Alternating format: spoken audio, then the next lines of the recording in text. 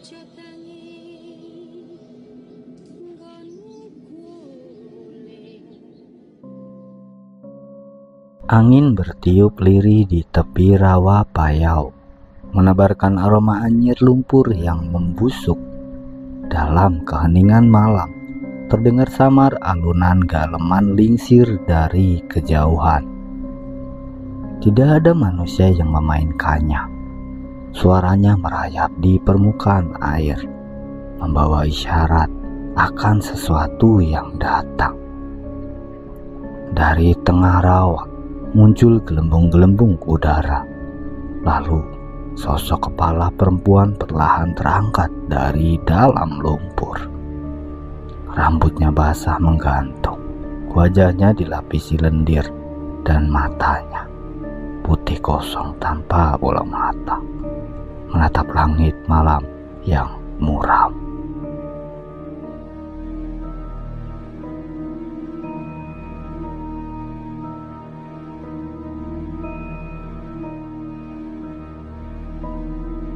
Namanya Dewi, seorang perempuan muda yang tinggal di sebuah desa nelayan di pesisir selatan. Ia dinikahi oleh Bima, seorang nelayan tampan dan baik hati. Tapi kebahagiaan mereka tak bertahan lama. Setelah 3 tahun menikah, Dewi belum juga mengandung.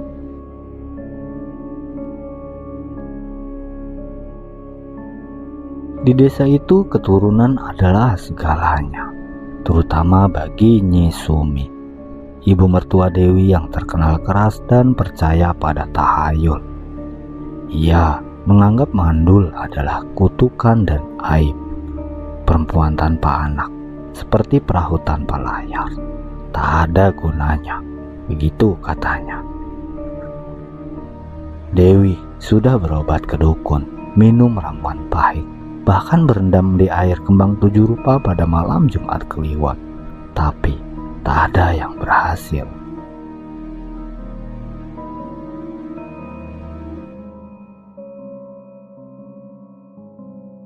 Nyi Sumi semakin membencinya. Di belakang Bima ia menyiksa Dewi secara halus, menyuruhnya mengangkat beban berat, memaksanya bekerja dari pagi hingga malam. Suatu malam, ketika Bima sedang melaut selama seminggu, Nyi Sumi membawa Dewi ke rawa Payau. Katanya di sini tempat pembersihan rahim dari roh-roh gelap, ujarnya dengan senyum aneh. Dewi yang lelah dan putus asa menurut. Ia diajak naik perahu kecil hingga ke tengah rawa. Namun yang terjadi adalah tragedi. Sambil membaca mantra dari lembaran usang, Nyi Sumi mencipratkan air ke kepala Dewi, lalu berteriak, "Aku persembahkan kutukanmu kembali ke alam." Seketika itu ia mendorong tubuh Dewi ke dalam rawa. Dewi menjerit, tangannya meraih perahu, tapi Nyi Sumi memukulnya dengan dayung hingga ia tenggelam ke dalam lumpur. Dewi meronta di bawah air, lumpur masuk ke dalam mulutnya. Ia mencoba berteriak memanggil Bima suaminya, tapi tidak ada yang mendengar. Hanya desiran angin dan suara gamelan lingsir samar dari kejauhan. Napas terakhirnya hilang perlahan, seolah ditarik keluar dari paru-paru oleh rawa itu sendiri.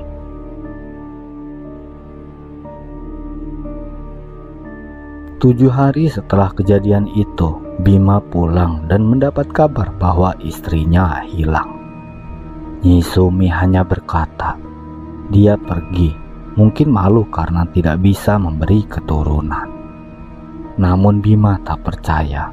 Ia mencari ke seluruh desa, bahkan menyusuri rawa Payau. Tapi tak ada yang ditemukan, selain selendang Dewi yang mengambang di permukaan air.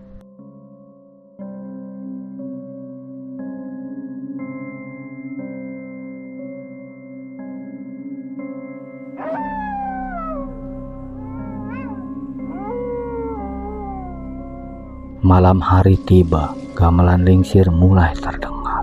Warga desa mengira itu hanya angin. Namun, sering terjadi kejadian aneh.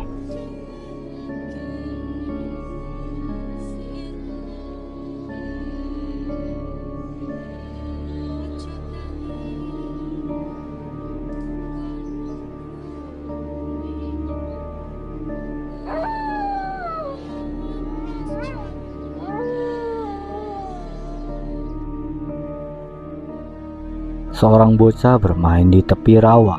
Ia mengaku melihat mbak-mbak berlendir, memanggil dari tengah air.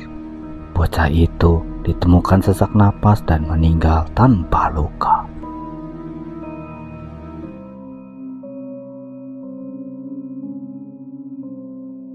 Seorang pemuda memancing di malam hari. Ia melihat mata putih menyembul dari air. 3 hari kemudian, ia tak bisa bernapas seperti biasa. Paru-parunya kolaps, tapi dokter tak menemukan sebab.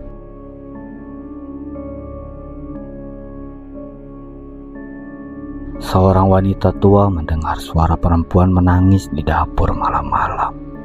Esoknya, ia ditemukan tergeletak di lantai. Matanya membelalak seperti orang tenggelam.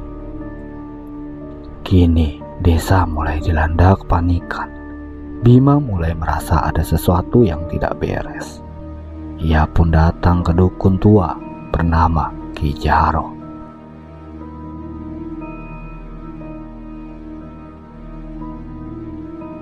Ki Jarot melakukan ritual pemanggilan arwah di tepi rawa.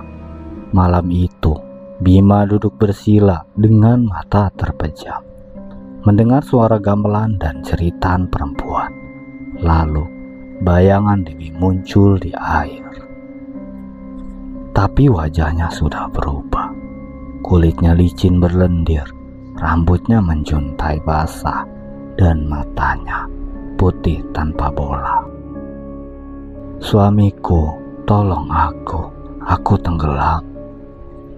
Bima menjerit, napasnya mulai sesak. Ki Jarot cepat-cepat membakar dupa dan memotong tali tak kasat mata yang melilit tubuh Raka. Dia tidak mati dengan damai. Ada darah keluarga yang menenggelamkannya, ucap Ki Jarot.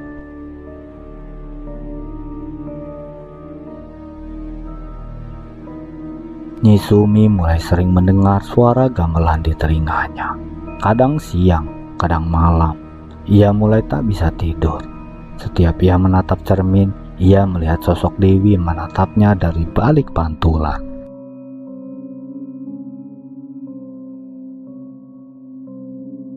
Suatu malam ia berjalan seperti kerasukan menuju rawa. Tanpa sadar, ia naik ke perahu dan mendayung sendiri ke tengah. Dari balik kabut, muncullah Dewi. Wajahnya tinggal lendir dan tulang. Tapi ia tersenyum. "Kau sudah memberi aku kematian. Kini ku beri kau nafas terakhir." Nyi Sumi menjerit, tapi tak terdengar. Air mengalir dari matanya, hidungnya, dan mulutnya. Ia jatuh ke air dan hilang di telan rawa.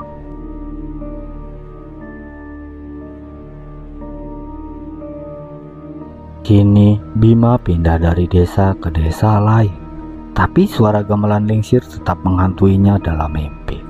Setiap kali ia menutup mata, ia merasa seolah tenggelam perlahan.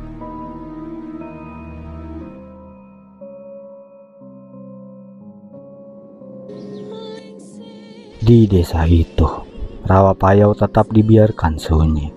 Tidak ada yang berani mendekat saat malam tiba. Apalagi jika terdengar suara gamelan dari kejauhan.